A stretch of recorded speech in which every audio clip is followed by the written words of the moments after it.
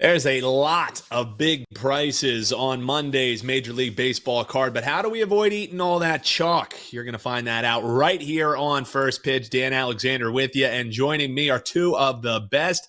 Such a great show on Friday. We're running it back. Steve Merril, Bryan Leonard joining me here today. Gentlemen, I'm excited for another week here of First Pitch, hopefully getting some winners while you're hanging out with us. Make sure you hit that like button and you are subscribed so you know when we go live here. Steve, let's start here with one of those big prices. And a lot of it has to do with the fact that Chris Sale, the lefty, is on the mound for the Atlanta Bravos this evening. But this game, in my opinion, Steve, has all the makings of an under battle, at least in the first five, because Randy Vasquez's numbers haven't been too bad out of the gate either. So a big price on the Bravos. Nice take back on the road side of the San Diego Padres. How does Steve Merril think we should be betting this one? Yes, this is actually the second of a doubleheader. The first game is going on live right now as a 12:20 Eastern start, but I wanted to talk about this second game, just big picture Atlanta Braves, and you stole my thoughts, Dan. It's got underwritten all over it because the Braves have been on an historic underrun for the most part, and it finally got snapped. I think they'd had like one over in the last several weeks, and it finally got snapped yesterday against the Padres when it went over 8.5 with 10 runs. But it wasn't Atlanta. They had one run for the fifth straight game. They had one run or less, and they've had 2 runs or less for 7 straight games until today. Now, that game is live right now as we're doing the show live, top of the 6th, but they have 5 runs. So maybe that's the breakout sign. We'll have to see. But big picture, I want to talk about the Braves because it's a great handicapping lesson for baseball in general. 162 games. We go through these ebb and flows. You know, we saw the White Sox start 3-22 and then be the most profitable team in baseball for a couple weeks. We saw the A's, get off to a nice start, even though they only won 50 games last year. We saw the Astros and the Rays get off to bad starts, even though they've been dominant teams for years. Both are starting to turn the corner. And the Braves and Dodgers, by far the most talented offensive lineups. And Atlanta's really been underachieving. And that's where you see these monster under type of trends happen. And Atlanta really was on a historic underrun here up until it went over yesterday, but they only had 1 run. So once again, I think we see a little bit of regression. Yes, they're getting some runs in this afternoon game, but I don't want to see it's the buy sign quite yet for a team that's been over 90% under for the last month. I think Atlanta team total under, game under as well. And it doesn't look like we've had a lot of bullpen usage yet either. So I think that'll bode well for the under also in this night game at 6 o'clock Eastern. Yeah, it makes a heck of a lot of sense to me. That was the initial standout to me. Now, as Steve said, it does concern me a little bit that we're seeing some life from these Atlanta bats, but just because it happens in game 1 doesn't mean it'll happen in game 2. Hop below in the comments. Let us know if you have any live sweats you got going in that San Diego-Atlanta game 1 and how maybe you think you might be betting game 2. And shout out to the chat. If you're joining us live, hop below and let us know what your best bets are or what games you want our experts here to touch upon throughout the show. As I mentioned, Bryan Leonard joining us, WT.buzz/BL. And Bryan, you have slated wanting to talk about this Washington Nationals team. Saw a lot of them over the weekend, did I, but we have no Phillies to talk about here today, unfortunately, on a Monday show. But this Twins and Washington game, this is where you're seeing a pretty big price on the road team. You got Pablo Lopez on the mound, looking like Mitchell Parker going to be coming up for the Nats. So what do you think, that this price justified for the away team, or does that just give us more value here on the home side? Yeah, before we get to the game I was going to handicap, Steve talked about it at the end when he talked about the bullpens. Keep in mind, his current score is 5-1. If it's a 3-run game, you're going to see the key pitchers for Atlanta in the first game, which means you may not see them in the second game. So that's something to keep an eye on. You're probably in no hurry to bet that second game, but something to keep an eye on. And that's the thing you always got to look at when you're looking at double headers. But heading back to the non-conference game here, the Minnesota and Washington contest, 6 straight losses for the Twins, who have been extremely streaky in the early going. Minnesota offense has scored 9 combined runs in those 6 defeats. And we remember just a couple of weeks ago, Minnesota was the hottest team in Major League Baseball, which goes back to what Steve talked about. You're looking at Major League Baseball, and you're playing 162 games a year, and everybody's going to go on streaks. So you need to find those streaks and be able to take advantage of them early on. in those streaks, and you can get some good runs on that. But right now, Minnesota's not hitting well. They were outscored 14-1 in the Yankees series, and Minnesota failed to win a single game against their chief division rival, Cleveland, including giving up the game-winning home run in the bottom of the last inning in Cleveland yesterday. So Minnesota's a team that just a week ago was very happy with themselves. Now, not so much. I do like the pitcher for Minnesota, Pablo Lopez. He's been very good this season with a 28.7 to 4.0 strikeout to walk ratio. And his xERA is only 2.88. But the back of the bullpen has been a concern with Yohan Durang now blowing back-to-back saves, including that walk-off homer last night. I do like this Twins bullpen. They're very good, very similar to Houston, where Houston's bullpen started the season struggling, but now they're all starting to come together. And what do you know? The Astros are starting to win. Bullpens, back of the bullpens are very important when it comes to Major League Baseball. I don't want to lay this number on the road, even though as much as I like Lopez because of the way the Minnesota offense is playing. Washington was just swept by Philadelphia, so things are not rosy for the Nationals either.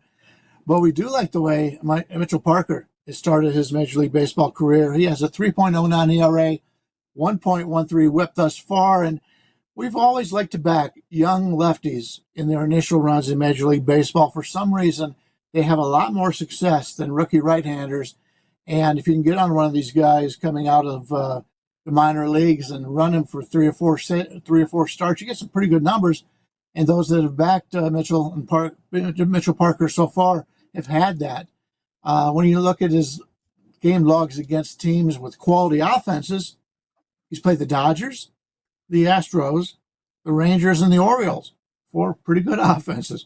In those games, he's gone 23 innings, allowing just 7 earned runs. If you take a look at tonight's game, all the back-end relievers of the Nationals bullpen will be available, so they'll have their 7th, 8th, and 9th inning guys. I like Washington here. Either bullpen set up better than Minnesota's, and you're catching them at home. Both teams on losing streaks. I like the way Parker's been pitching against really good competition, and this Minnesota offense, as I mentioned, really struggling right now. Yeah, and I'm glad you had this one circled, Bryan, because this game was also on my short list, just thinking that, yes, Minnesota, they get the top billing, obviously, with the 0-6 run that they're on. Seeing them as favorites is extremely head-scratching, and sure, you have to not talk about that losing streak and think about the road trip for Washington that ended up 2-7, but the difference on these two streaks are Washington, even in that game yesterday against the Phillies, where the Phillies ended up pulling away, you see the lopsided scoreboard, 11-5. The story in that is the 5 runs that came across for Washington. They're at least still were able to pick up some runs here, sure, at a hitter's ballpark in Philadelphia, but Minnesota, the runs production just has not been there. So another thing that I was thinking was potentially a Minnesota team total under. I just didn't love enough what I was seeing with the starting pitching to get there on that one. But great breakdown from Bryan, and one that I am in agreement with. Hop below in the comments and let us know how you're looking to bet that game.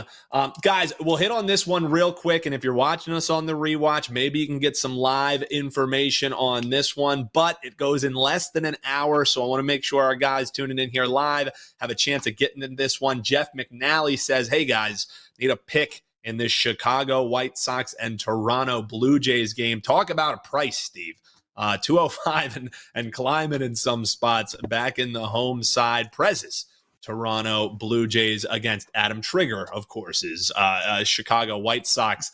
This one was a cross-off for me, seeing it was an early game. I don't know if either of you guys have more. Steve, we'll start with you. Yep. First of all, as you and I know from last call Saturday, it's Kelly Stewart's Chicago White Sox. Who wears short shorts? The 1976 White Sox wear short shorts, and Gardner Minshew loves it. Boy, that was fun. Go back and watch last call. Our producer, Dan, had some on-the-spot graphics as well. Thumbs up if you like short shorts, and comment below. Daytime start here, 3:07 Eastern. What I'll say real quickly on the White Sox, I'm glad we brought this game up because I was talking about them earlier. 3-22 start, and then they're the best moneymaker in baseball for a couple weeks. Well, they've lost 3 straight, and they're 2-5 their last 7. Single-digit hits even during the winning run. They were getting it done with pitching. The hitting has never been there, though. All season long, they're averaging just over 2 runs a game, batting in the low 200s. If you look at this current losing run here, they have had 2 runs or less 5 of the last 7, or 3 runs or less 6 of the last 7. So I'd be careful with the White Sox. I think you missed that little opportunity to make some money with one of the worst teams in baseball. Yeah, I couldn't agree more. I think, when those little streaks happen, you hop in on them. And then when you see it start going the other way, you flip the script. I mean, Bryan, you're our resident dog whisperer. As Eric D pointed out in the chat, the cat was good luck for us on Friday. So maybe a cat whisperer as well. But, I mean, this dog's hard to get behind. Don't you think? I mean, this is an ugly dog we're talking about. Well, it's an ugly dog when it comes to offense. Not such an ugly dog when it comes to Eric Fetty. Since he's came over back from the East, he's been very good. And we're looking at a Toronto team total of 4.5, under -125 or so. That would be the way I would look at this. And I did like your analysis for the Washington game there. I like the team total there also.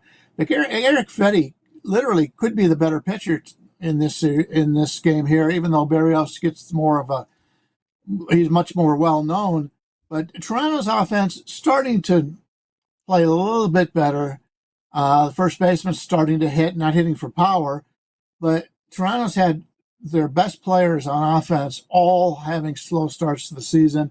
Eventually, it'll wake up, I would say, in warmer temperatures, but Toronto plays in a dome, so it shouldn't make any difference in that regard. But Eric Fetty, I think, can hold down Toronto, especially if you look at the first half here. We're looking at Toronto at 2.5 -145 in the first 5 innings. I would play that under. I think they're going to have some troubles here against Fetty.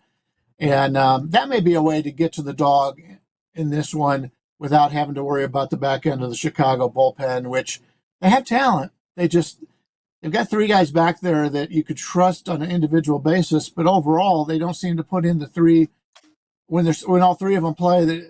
One of them collapses. It's just the way this has always been for the White Sox so far this year. So that's the way I would look at this one. I'm not big on the Toronto offense right now against Fetty, who's doing really well. Yeah, I think because you see Berrios on the bump, it kind of gets underscored what you're seeing from Fetty. So I'm with you. There was just one. I saw it was the early game.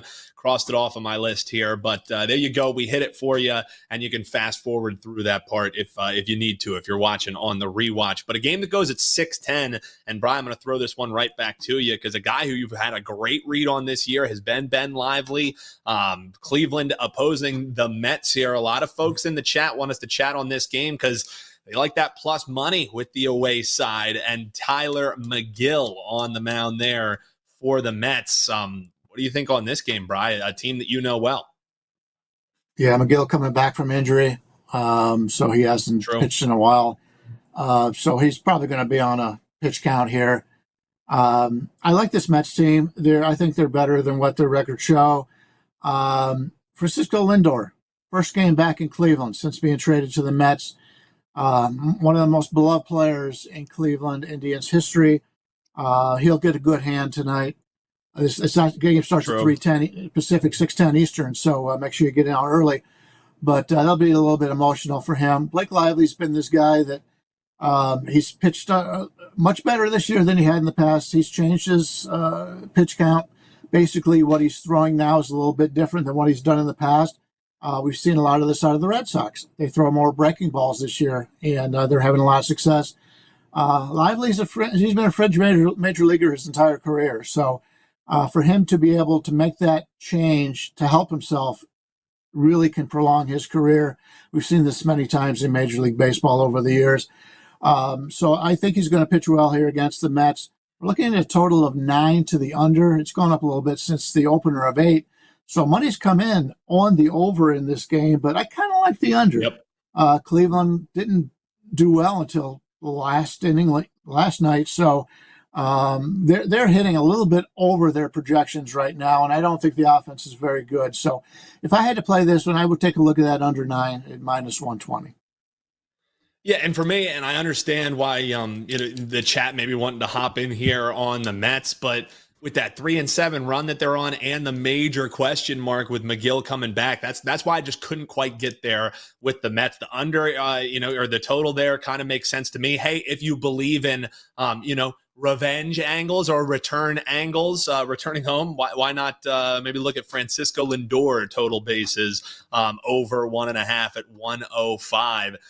You could play his hits if you want to lay minus 260 on over a half. I'm not in the business of doing that, Steve, but again, like kind of what I said, Steve, just too many question marks on this Mets side that sure, maybe a positive run is coming for him, but I'm not going to try and hop in a game one and try and pick my spot with him here. What do you think about this game? Yeah, the biggest edge you have as a sports bettor is that the odds makers have to put numbers up on every game. We don't have to play every game. We can say pick that our all spots. the time. Yep. And this is a perfect example of that, in my opinion, because there's a ton of uncertainty in this game, largely on the Mets side, because like Bryan said, McGill coming back from injury, he's only made one start all season. That was on March 31st, back in the opening week. So I don't know what I'm going to get from McGill. Nobody knows what we're going to get. I think he's right. It'll likely be a limited outing, which means the Mets bullpen will be involved. They've had a good bullpen this year. And then we look at Lively. He's only made it into the sixth inning twice this season in 6 starts, but the Cleveland bullpen has been as good as any in baseball. So both bullpens are solid. I would not disagree with the under for that reason. But then again, you look at the Mets. Not only do we have the uncertainty with their starting pitcher, but they're in excellent offensive form. Yes, they played Miami, but they got shut out on Friday in Miami. And then they came back and had 16 runs on 27 hits Saturday and Sunday. So they're hitting the ball well. But then, like Bryan said, Cleveland's been a very poor offensive team. And I pointed that out last week here on the show. They had the 3 straight wins with 7 runs each. They had 5, 8, and 7 hits in those games. That's fool's gold. And they're still a team that barely gets above 7 or 8 hits a game. So, yes, the under makes sense. But then again, this has been a heavy sharp money play. As Bryan said, 8 up to 9. Not just 8.5 up to 9. It opened 8. It's now up to that key number of 9. It's actually the highest total on the board. So the sharp money likes the over. Maybe they know something about McGill. Yeah, I'm with you, Steve. Definitely, sometimes the prices can tell you exactly maybe what the market is thinking, and see where that money is going in that one. But the chat definitely thinking Tyler with a great breakdown, or Eric on it with a great breakdown on this one. Mets stink. Period. And Roger Long, they are the Mutts. I mean the Mets. No, I mean the Mutts. So the chat not really wanting to find many buy signs here on the Mets. One folks, Titan CT, saying, hey, maybe when Senga comes back, that's where we hop in with them. They get a nice boost there. It definitely could be, but this one, again, one I feel like this is a tricky slate that maybe seems easy on the surface, and then when you start diving in, it gets a little bit tougher. But the folks want us here, guys, and while you're hanging out with us, make sure you hit that like button. And in the chat, you can hit the hearts. We appreciate that, but scroll down just a little bit, hit that little thumbs up. Greatly appreciate that. And if you haven't already, make sure you hit that bell and you're subscribed here to the channel. But we can't talk about my Phillies, which is my favorite team. So we'll talk about the chat's favorite team every show, and that's the Brew Crew. And the price seems a little bit short, Steve, if you think about you just handicap this as a good team versus bad team as they're visiting the Miami Marlins. Miami Marlins haven't been horrible in their last 10, chugging along at a nice, easy 500. It's Joe Ross, it's Ryan Weathers, and a decent price here on Milwaukee. Can you get there with the road favorite, or how do you see this one shaking out? Well, we talked about a lot on the Friday show when I do it with you about, that game one situations, favorites do better in general, especially on Fridays because they're almost always game ones. And then the sweet spot is road favorites. And I think it makes a lot of sense. So I'm always looking for a reason in game ones to play road favorites because, first of all, they're usually focused against a bad team. They don't overlook them. Maybe they get complacent after a couple easy wins, but not in game one. And then on top of that, as the road favorite, we get a 20, 30, 40-cent discount sometimes off if they were at home just because they're not batting last. It's a vastly overrated angle, though, I think, especially when there's a superior team. So Milwaukee qualifies here as about $1.35 road favorite. But you brought up a good point, Dan, and when I was looking at this game, this is what left it off my card, is the fact that Miami is playing good baseball. They were awful to start the season. In fact, we talked about how the Houston Astros had that terrible start, where the Astros were only the second biggest money burner in baseball this season. It was the Miami Marlins up until the past week, and now they have quietly won 4 out of 5 and 5 out of 7. Came back down to earth against the Mets on the 19th, yesterday on Sunday, a 7-3 loss. But keep in mind, those 2 wins before, I talked about the 8-0 shutout on Friday. Well, the Mets had 9 runs on 15 hits Saturday, but the Marlins had 10 runs on 13 hits. So the Marlins had 18 runs on 26 hits before yesterday's loss. So they're in good current form. That's why I was kind of conflicted on this game. Normally, I'd look for a reason to play Milwaukee as the better team on the road game one. But I think the Marlins could be in a little bit of that White Sox mini streak right now that we often see. And they are due to start winning. This was a playoff team last year that's been the biggest money burner in baseball. So it'd be the Marlins or pass for me over the next week until I see otherwise. That's why I'm passing this game. Wow, Marlins or pass look, and quietly too, Bry, in that last 10-game stretch where they're chugging along at a 500 pace. They've also been playing over ball. I think it's like 75% of those games playing towards the over, largely due to the fact that that they give up runs, but they've also been putting them up as well. So this one has seen a little bit of over money coming in this one. Any thoughts on the total, or for you too, like Steve was thinking, this is a one-sider pass for you in this Marlins and Milwaukee game? Well, you mentioned the total, and that's the way I would attack this. Both Ross and Weathers have been mediocre pitchers in their careers. When healthy, they've done pretty well. But if you take a look at their career whips, they're both in about the 1.4 range, which is way too high. You want 1.2 or lower. So they're going to put some players on base here. Line opened 8.5 under 25. Now we're seeing 8 to the over a little bit. I kind of like the over. You kind of touched on that in your introduction here. Miami's hitting better than they had earlier in the season. They seem to be much more comfortable at this point, but I don't trust the pitching staff in the back end that well. They're still trying to figure out who the closer is. Puck got the save the other day, but Miami's bullpen is not one of the strongest in baseball right now. Milwaukee is a team. It's been a very good hitting team all season long. They've done well. I've talked about how their defense is very good, one of the best defenses in baseball, but they're another one of these teams with a lot of guys who play on a consistent basis. A lot of pitch hitters. They're going against the lefty here in Weather, so you see a lot of right-handers, but they'll play the guys on the bench, and they've had a lot of success in that regard. So with the total now down to 8, I think there's a little bit of value here on the over in this one. And I just wanted to touch, we talked about the Mets earlier. Perez, the closer, has been just blown 2 saves in a row. He will not close tonight. They're going to give him sort of what Baltimore has done with Kimbrel for the last week, put him in earlier when there's not so much pressure on him. But he'll be back in the closing role very soon. And just an update, Atlanta and San Diego. San Diego just scored their second run, so they're in the top of the 7th. It is a safe situation now at 5-2. Keep an eye on that. Yep. Yeah, I love that call out there. That's part of the greatness of being live right here on the WagerTube channel. And whether you're watching live or on the rewatch, make sure you throw these guys a like before you go over to WagerTalk.com and check them out. Tomorrow, we're going to have half-price packages locked and loaded. That's a little special on Tuesday, so it's something to keep a pin in and check back. But these guys are locked and loaded with best bets tonight that you can check out over at their page. We also have best bets coming up here on the show. Steve Merril is going to talk Dodgers and D-backs. Yamamoto on the mound in that one. Bryan is going to be taking a look at the total in Detroit at Kansas City. So stay by for best bets here. Guys, 3 games that we haven't touched upon, and we can do them in kind of rapid order here because Eric D in the chat always coming up with parlays. This one doesn't have a cute name for it quite yet, but he says Rays, Cardinals, Yankees. Which one blows up the parlay is the question for me, or is that clean across the one that looks like maybe a little bit of a buy sign? It's hard for me to not want to take plus money on the O's. So that would be one that I maybe have a little bit of concern with. But Steve, again, I'll repeat him. It's Rays, Cardinals, and Yankees. That's the 3-teamer from our man Eric. Any thoughts on what could spoil the parlay for him? Yeah, I mean, with the Yankees obviously at home are tough to go against. They've been an excellent team this season. The Rays, as I mentioned earlier, a team that started slow but have been playing better baseball. In fact, they've won 4 out of 5, and their pitching's got a lot better. Just like Houston, their bullpen numbers are now reasonable, and that was Tampa's biggest problem. But Tampa offensively has been challenged. Boston's also an excellent bullpen. I think the under in that Rays game could be worth a look, but I wouldn't disagree with any of the teams he mentioned. How about you, Bryan? Any of those concern you? I know these aren't teams that we had slated here to talk about on the show, but whenever we have a 3-team or the guy who hits them all the time in the chat, I have to bring this up here. So any thoughts on either 3 of those sides for you? Yeah, I'll probably pass. Houck's been good. I think just about every start he's had this year, so you hate to go against him.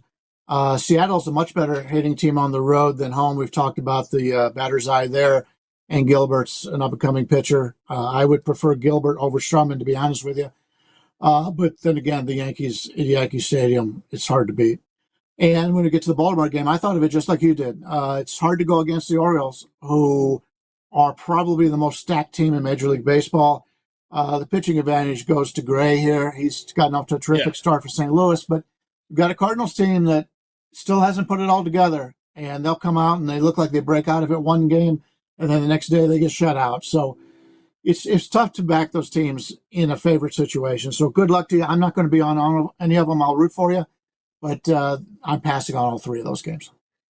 Yeah, and again, just back to that Baltimore game, too, you probably see the price the way that it is because obviously St. Louis is the home side, but because of how terrific Gray has been. Let me just pull these numbers. 11 runs, 15 hits, 11 innings over his last 2 outings. So, sure, his season-long numbers are great, but also if he ends up going deep, that's a huge boon for this St. Louis team because they better not hope they have to go to that bullpen, who was just ripped. It was 11-3 was that final yesterday in the Red Sox game. So those are those same arms that they're going to have to trot out that just got pieced up. So yes, if you just look at the starting pitching, the number makes a heck of a lot of sense to me. But there's 9 innings in this game, and unless we got a no beauty pitched by Gray, we're going to see this bullpen at some point. Maybe this is a live total that I try and hop in on, or a game total if it starts going low and it makes low enough, hop in on the over, because maybe there's going to be runs tacked more towards the back end of this game is the main eye. But I can't bet against Baltimore. So it'd be take that plus money or pass for me. I'm sorry, Eric D. That would be the buster for me. Hop below in the comments and let us know what you think about the 3-teamer, as FB coach having my back saying Kremer ain't no scrub either. So a little TLC action. Ain't no scrub. A scrub is a guy who can't get no love from me. How about that timely reference, gentlemen? All right, before I start singing another TLC song, guys, let's talk some best bets here. Steve Merril, let folks know what you got locked and loaded over at WagerTalk.com, and let us know how we could potentially find some value, because laying minus 235 or more with the Dodgers, not really in my bankroll against the D-backs here tonight. So how do we get down on this team and make it make sense? Yeah, I'm going to tell you how to play the Dodgers to get a much more reasonable price and make some money in that late game. That is my free play for tonight. It's on my page right now, Steve Merril, WagerTalk.com, with analysis, some pitcher projection ratings for both starters as well. So I'm going to give you the free play here for that late game between the Dodgers and D-backs. But go read the analysis on my page, because I have a free play every day for everyone. It's a great way to build your bankroll. They're games that are just a bit outside from making the cut, so they do quite well. I do have one official client best bet, though. That's a game that is stronger tonight, and that's available right now for everybody on my page, Steve Merril, WagerTalk.com. Get the single play for $25, or how about get the play tonight and the next 6 days a night, 7 days a night for just $49. That works out to just $7 a day for every baseball best bet, and that offer is good through today only, I believe. That special price is going down at midnight. It's on the drop-down menu on the right-hand side, the baseball packages. You'll see the 7-day for a discount, just $49. So single play tonight for $25, or get that 7-day while it's still available for just $49. Steve Merril, WagerTalk.com. Dodgers minus 220, minus 230, as high as minus 240. Nope, I don't like laying that juice. Let's play the run line, minus 1.5, minus $1.15. Much more reasonable price with the Dodgers here. As you can see on the screen, we're getting almost a 130-cent discount, and they just got to win by 2 or more instead of 1 or more, and they likely do. They've had some closer games this season, but over the last several years, I've talked about it on a lot of shows, you play the Dodgers run line or you play the other team outright at plus money, and you've made a lot of money doing that. I like the Dodgers in this game, so I default to the run line.